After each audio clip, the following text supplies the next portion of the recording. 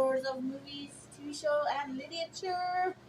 You ready to shake things up for a very special episode? You got that?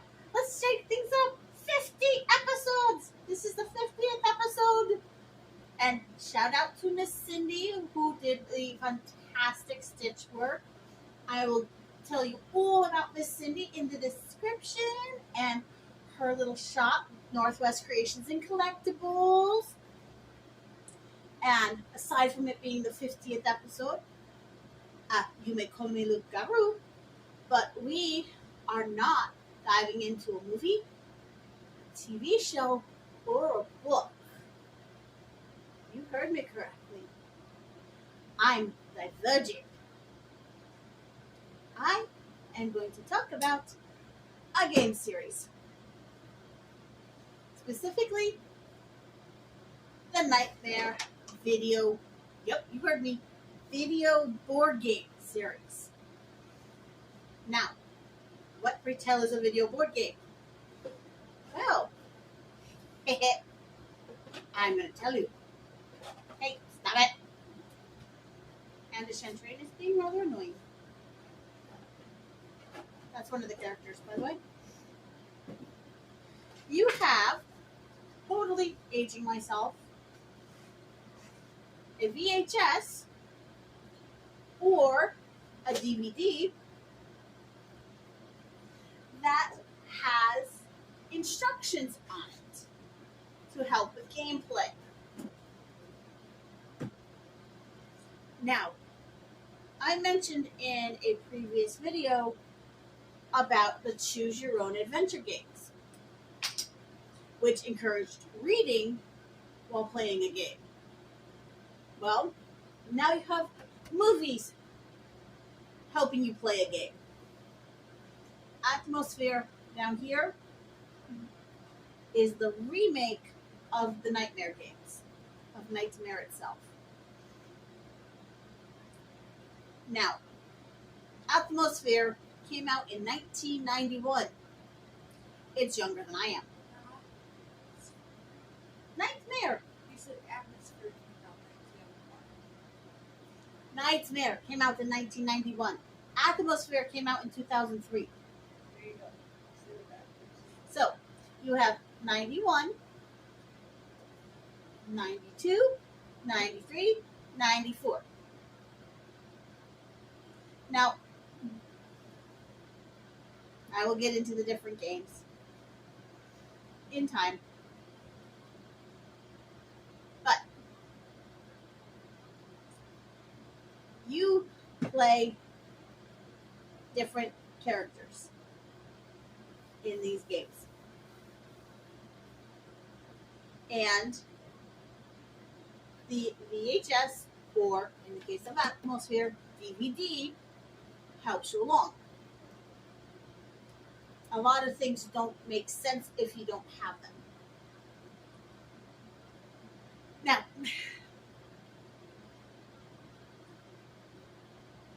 because Nightmare 4, Elizabeth Bathory, the vampire, had massively declining sales, they did not do a Nightmare 5 of Khufu, which was set.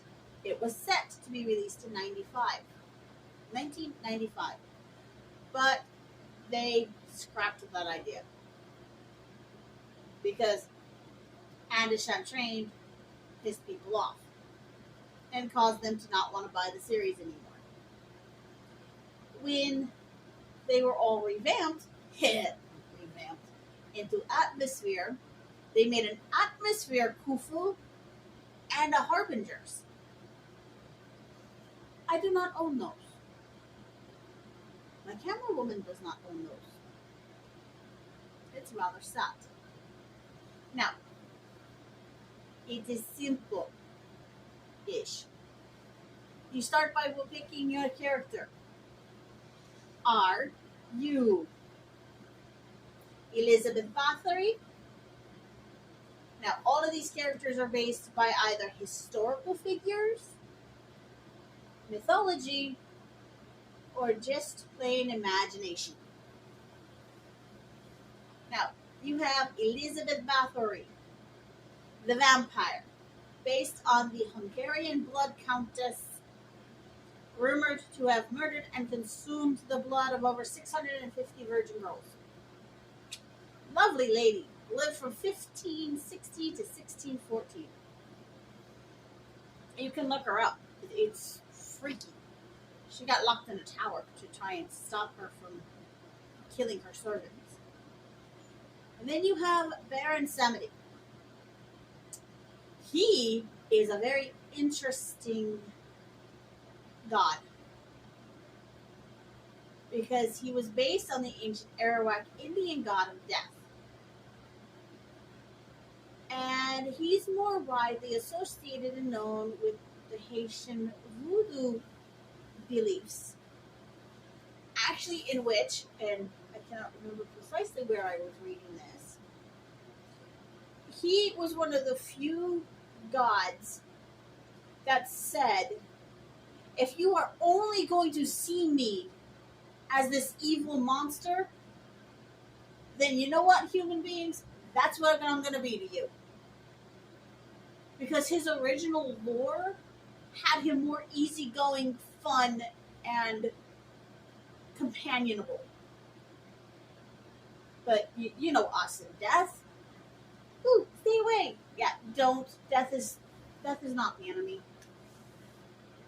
Then you have the mummy Khufu, who is based off of Pharaoh Khufu, or Cheops, of the 26th century BC.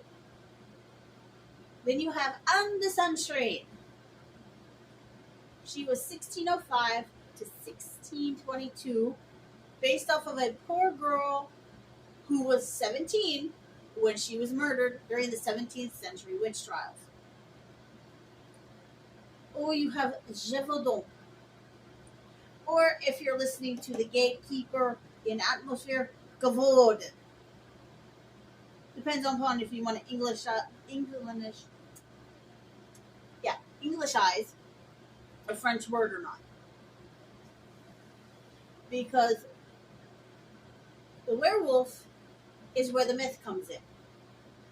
From 1764 to 1767, the former Gévaudan region of France was terrorized by a beast, or some people say a pack of beasts.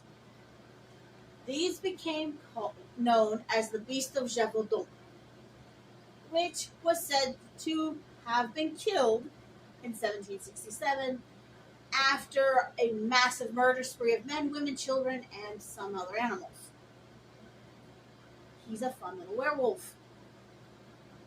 And actually the basis of one of my fanfics involving a television character with a very nice tattoo on his right arm before it gets burned off with acid.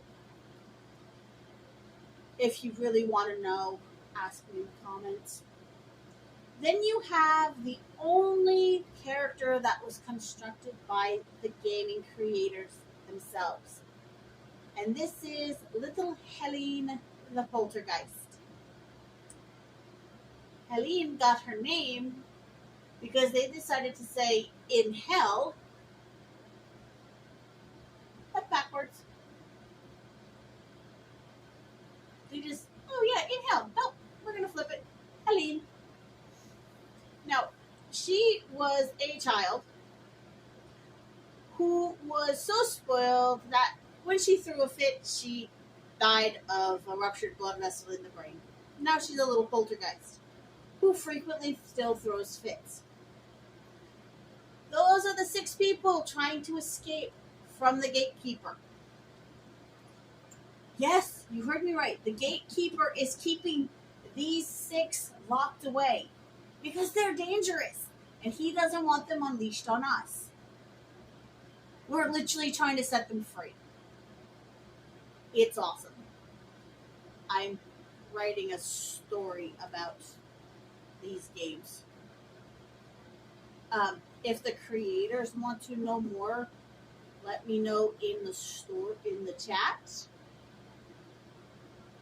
in the comments, and I will totally explain my idea to you. Now, there's very little in the way of differences in how the games are played.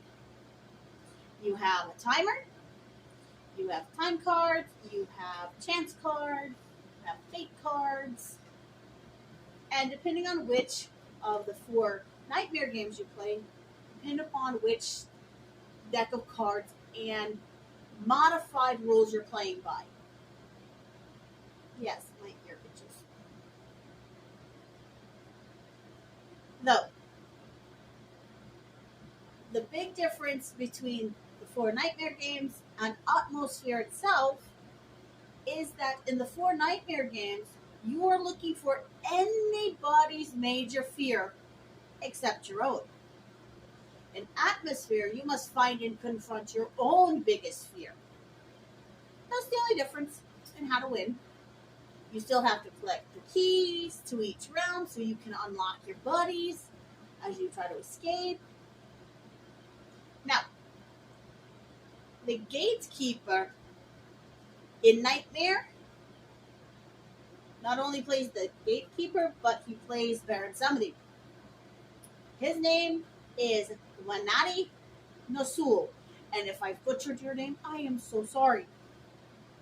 He is fun to watch because in Nightmare he starts off normal and he's actually kind of cute. As gameplay progresses, he starts to look creepier.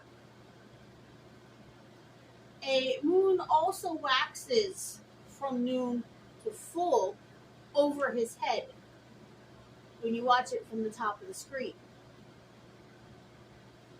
When he wants to stop the game, he simply says, "Stop," and you're meant to freeze and pay attention to him.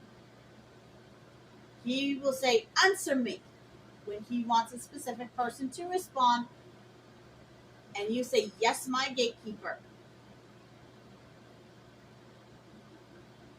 You, or one of your character, one of the harbingers, one of the players, gets to be his chosen one. It's his chosen one's turn to catch and call out cheaters. If you're with a group of people that actually like each other, chosen one is just kind of sitting on their thumbs, enjoying the game, not caring what their friends do, just to try and get the keys to end the game quicker. He will occasionally call you names, and he will single out the oldest player and the youngest player. And ironically, or sadly, however you want to put it, the youngest player is always my youngest child. And occasionally I can go, "Psst, little one," and he will respond, "Did you roll your number, little one? If you did, take a key. If not, you're banished." He thinks it's absolutely hilarious. I don't know why. It used to scare the daylights out of him. Because I'm not going to spoil it. You have to play it. Because there's a spot where he makes you jump. I will give details in the description of how to locate them and procure them, and how to find the ones with VHSs on YouTube. That way I don't have to explain it. And when the time ends, he goes, "It's all over, little maggots. It's over, little maggots. You have lost. This is the end of my game, but just the beginning of your nightmare." So basically, he stopped us from escaping his prison, and now he's going to punish us. That's Nightmare.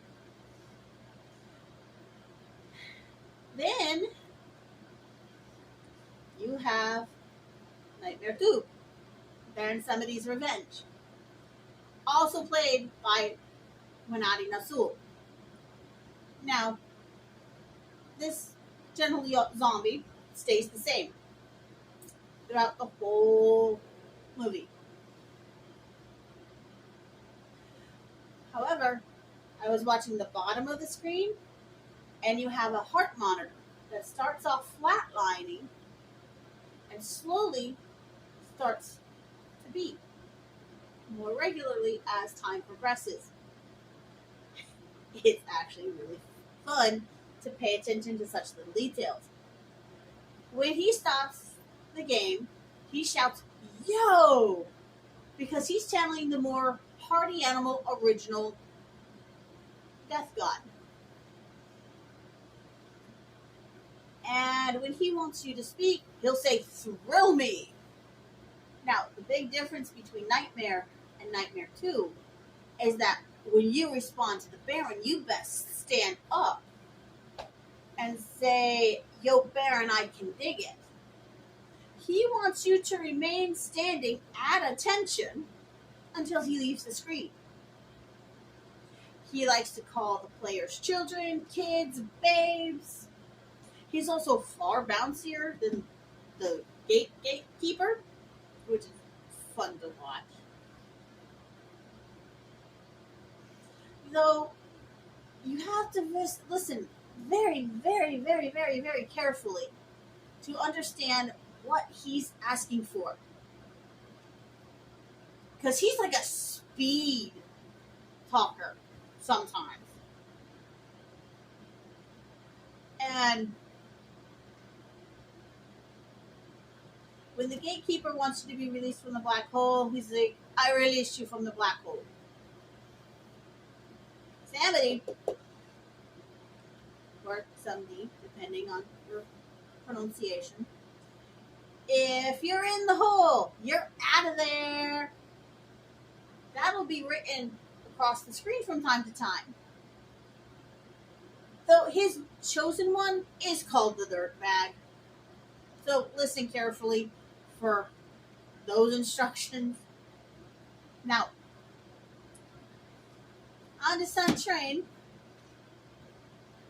and Elizabeth Bathory are both portrayed by Frederique Fouché. She's really pretty. At least in both of them, she starts off really pretty. And do they horrify her? Especially when she becomes she becomes the witch. Because this is a 17th century notion of a witch, which ain't true in the slightest. Not a flattering look. When she stops gameplay, she says, "Silence!" And when she wants you to answer her, she'll say, "Confess." And it's your job to say, "Mea culpa an." For those of you who don't know, mea culpa means I'm culpable. So you're going, "I'm culpable and." Mea culpa an. Mea culpa sounds prettier.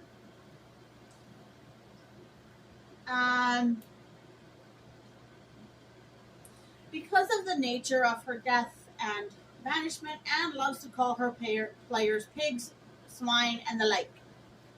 And instead of having a single chosen one, she has a toad whose job it becomes to choose the wart, and thus the wart chooses the rat, and they become her play toys, her chosen ones.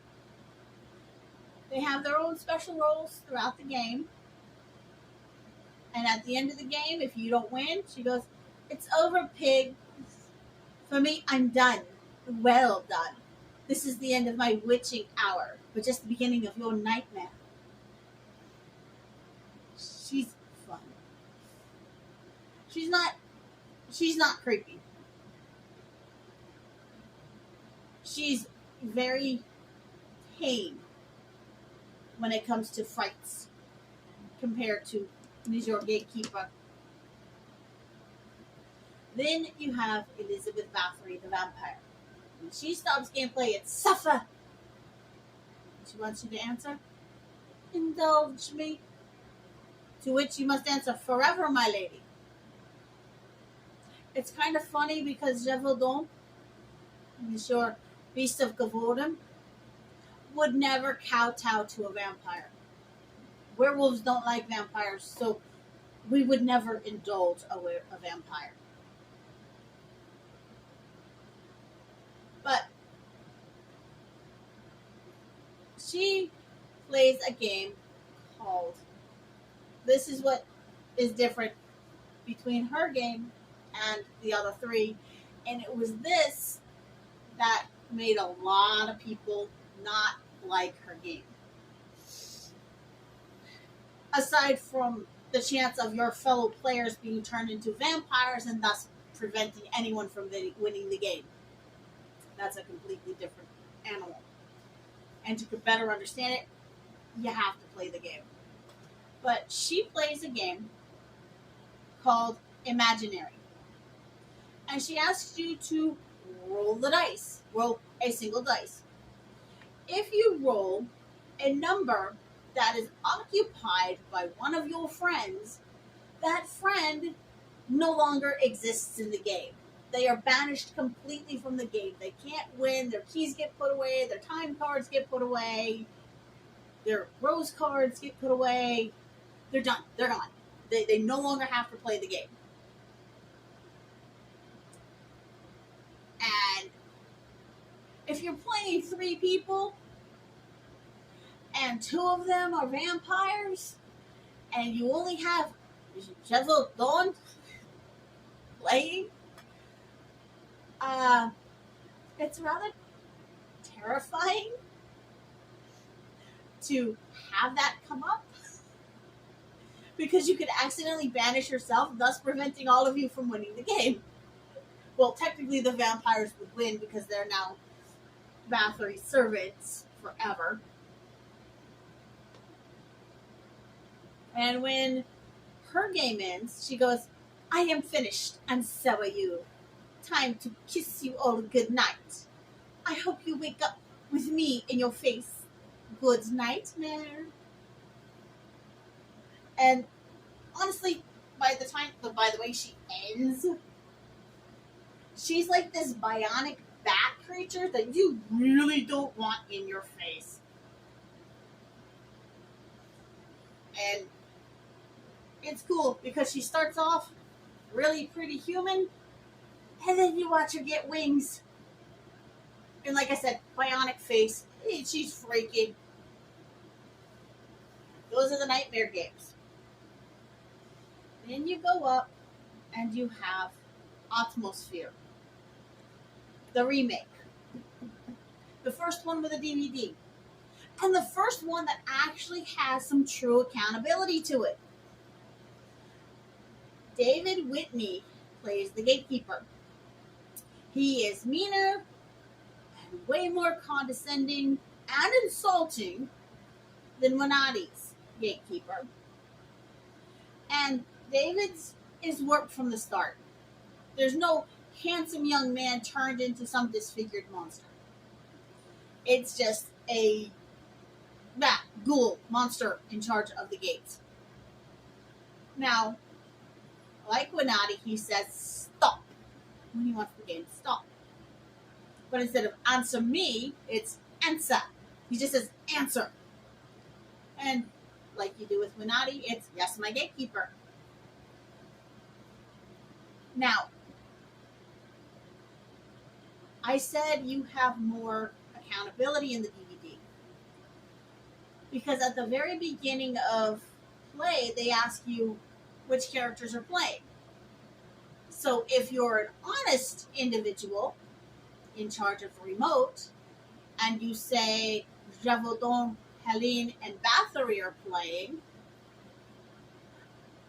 and you click on their icons, and then when the gatekeeper tells you to choose who you want to banish, and you pick Khufu, guess who gets banished? Pardon. Point of fact, I did. I know for a fact the person who clicked on the character that wasn't playing gets banished in the stead of an actual player.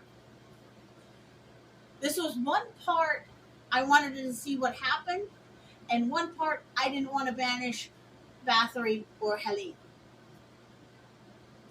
So yeah, I ended up banishing myself because he tore into me. Khufu is not playing. You've just earned yourself a banishment for cheating.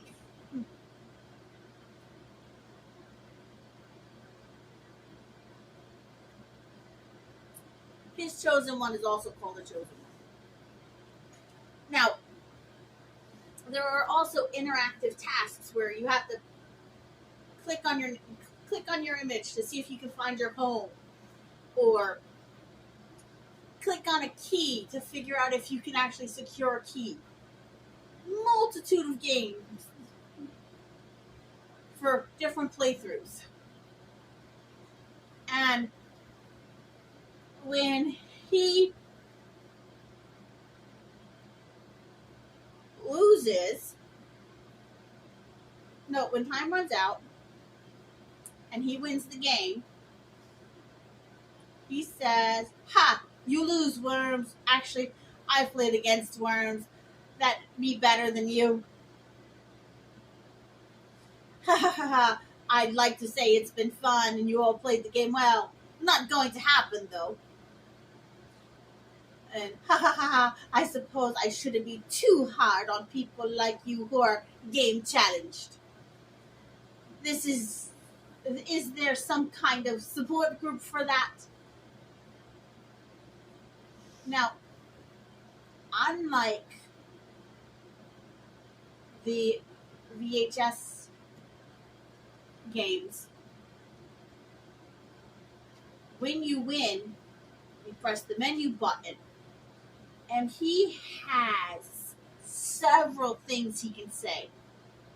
I know this because I tried to write some of them down, and he went from "you cheated" to "I went easy on you." They are fun to hear. Yet they all start with a cry of despair. Of, "Oh my gosh, I can't believe I lost," sort of thing. Now, if you are not a fan of games that go on forever or have the propensity to go on forever, I'm thinking of Risk and Monopoly, to name two. These cannot go over time. These are their time limit, no more, no less. If you don't get done by that time, you lose. Quick and easy.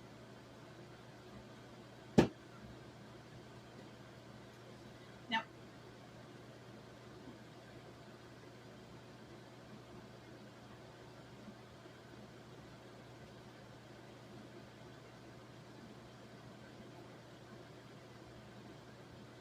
my two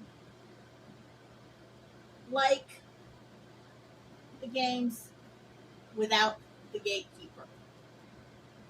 In fact, my youngest keeps asking for the Baron, and I am in no mood to play Jack in the Box with a television. So I keep trying to put him off by reminding him that we do not have enough players. Because the game actually goes faster if there's more than two people playing. And for these four, like I said, if you don't have more than one person playing, more than two people playing, the odds of you getting your fear and having to go back to start is greater.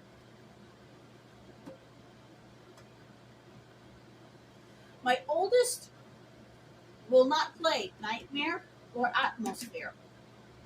She'll play Addison Train, so long as she doesn't get picked either at. And she'll play Elizabeth Bathory. But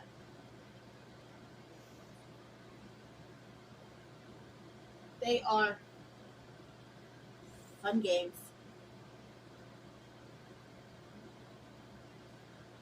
And like I said in the description, I will write up where you can look for your own copies of these games and how to find the videos for the ones that are VHS. Let me know in the comments below. Have you played them? Will you try to find them to be able to play them? And find the like button. Tend to whatever injuries he may have acquired from abuse or neglect, from overuse during the week. Hit convince the subscribe button to stay away from Baron Samedi so he doesn't have to party for all eternity. Smack that bell so you get notifications. And I'll see you in the next one. Bye!